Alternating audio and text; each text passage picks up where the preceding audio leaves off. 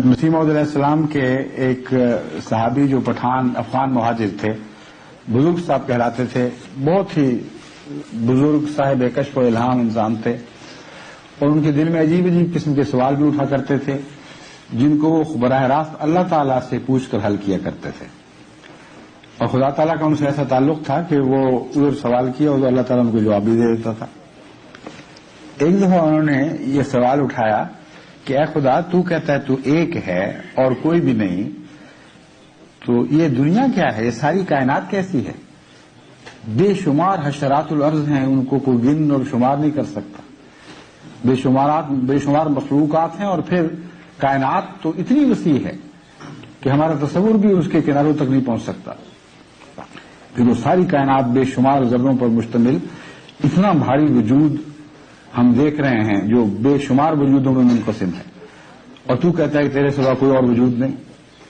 تو مجھے سمجھا تو صحیح کہ یہ ہے کیا، یعنی توحید ان معنوں میں کہ تیرے سوا کچھ بھی نہیں ہے، اس کا یقین میرے دل میں پیدا فرما دے عرفان کے ساتھ، یعنی یہ مراد تھی ان کی، عرفان کے ساتھ مجھے اس کا یقین دل میں پیدا فرما دے۔ یقین تو ہے مگر تمامیت قلب چاہتا ہوں۔ اسی حالت میں آپ پر کشفی حالت طاری ہوئی۔ آپ نے دیکھا کہ ایک کلاس روم میں بیٹھے ہوئے ہیں اور سامنے بلیک بورڈ کے ساتھ اللہ تعالیٰ کھڑا ہے اور استاد بن کر ان سے گفتگو فرما رہا ہے۔ تو اللہ تعالیٰ نے ان سے کہا کہ دیکھو میں لکھتا ہوں، چاک سے کچھ لکھا، بتاؤ یہ کیا ہے؟ ایک لکھ دیا۔ انہوں نے کہا یہ ایک ہے۔ تو اللہ تعالیٰ نے فرمایا ٹھیک ہے، ایک ہی ہے، اور اس کے ساتھ نیچے بہت سے زیرو لکھنے شروع کر دیے۔ ہر زیرو پر اللہ تعالیٰ پوچھتا تھا بتاؤ یہ کیا؟ وہ کہتے زیرو، صفر، کچھ بھی نہیں، پھر ایک اور صفر لکھ دیا، پھر ایک اور صفر لکھ دیا، یہاں تک کہ جب بہت سے صفر لکھے گئے تو ان میں سے ایک صفر کو اٹھا کر ایک کے دائیں طرف کر دیا۔ کہا اب بتاؤ یہ کیا ہے؟ انہوں نے کہا 10۔ ایک اور صفر دائیں طرف لگا دیا، اب بتاؤ یہ کیا ہے؟ انہوں نے کہا 100۔ ایک اور صفر دائیں طرف لگا دیا، اب بتاؤ یہ کیا ہے؟ انہوں نے کہا 1000۔ یہاں تک کہ بلیک بورڈ ختم ہو گیا اور وہ گنتی شمار میں نہیں آ سکتی تھی۔ اس حالت میں کشف ختم ہوا، تب ان کو سمجھ آئی کہ باقی کائنات کی حیثیت کیا ہے۔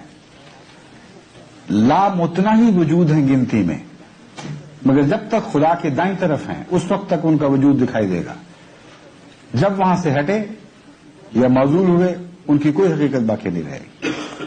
بس ایک ہی ہے اور اس کے مقابل پر باقی سب سے فرق ہے۔ وہ خدا کے ساتھ تعلق کے نتیجے میں دکھائی دیتے ہیں، اس کے بغیر اپنی ذات میں کچھ دکھائی نہیں دے سکتے۔